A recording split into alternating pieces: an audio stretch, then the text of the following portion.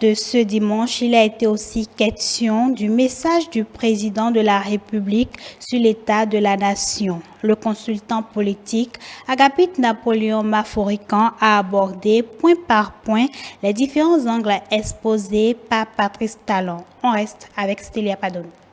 Jeudi 8 décembre 2022, le chef de l'État, Patrice Talon, prononce devant les députés son discours sur l'état de la nation. Un discours précis et concis selon Agapit Napoléon Maforican.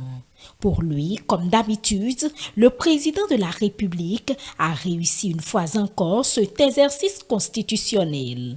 Le discours montre que la machine du développement est vraiment relancée. Au départ, il y avait le chaos.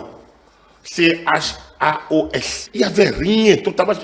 Et les gens commençaient par créer, pour combler les trous, créer les histoires de vacataires par-ci, de trucs par-là. Quand Boudi Yaya est arrivé, on lui a dit non, l'école lui m'a constaté. Il a reversé presque 11 000 affaires.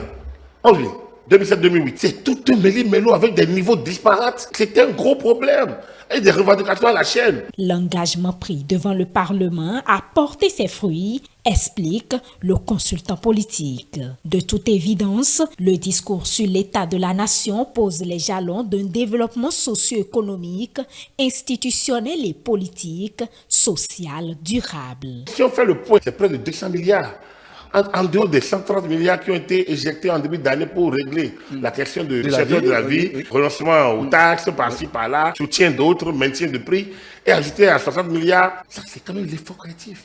Donc, il faudrait saluer ça, en disant oui, quand vous avez ça, vous ne pouvez que être autosatisfait. Est-ce que c'est de l'autosatisfaction même? C'est de la satisfaction légitime. Sur la question de la reconnaissance des mérites du bloc républicain et de l'Union progressiste, le renouveau, par le chef de l'État, le consultant politique affirme.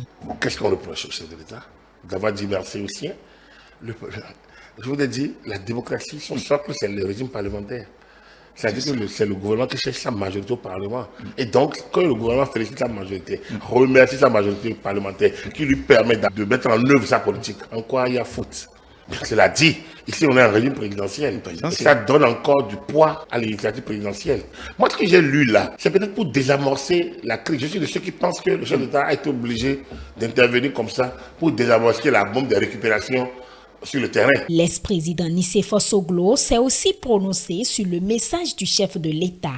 Mais une question, que pense Agapit Napoléon Maforican de ce communiqué de l'ancien président? Le président Soglo, je suis content qu'il ait pu faire cette sortie. C'est bon, c'est heureux. Il a mis des bémols, il attend d'autres actions. Oui, il attend des actions. Il attend des actions vers les étudiants. Donc, bon, voilà, le chef d'État sans doute l'a entendu. Occasion pour le consultant politique de donner son point de vue sur le silence de l'opposition qui, jusqu'à ce jour, ne s'est pas prononcé sur le discours. Moi, ça ne me surprend pas. Parce que l'opposition au Bénin ne produit pas le contenu. L'opposition au Bénin produit de la réaction lapidaire, c'est péremptoire. Il n'y a pas un travail de contenu qui est fait en termes d'alternative, en termes d'un autre regard sur la situation. Lorsque j'entends dire il a fait son travail, oui, mais il a fait son travail. Et pourtant, on peut faire son travail et être récompensé. Quand le président Soglo dit c'est bien, mais il faut penser aux étudiants. C'est un angle de vue. Mais au moins, lui, il a vu cet angle.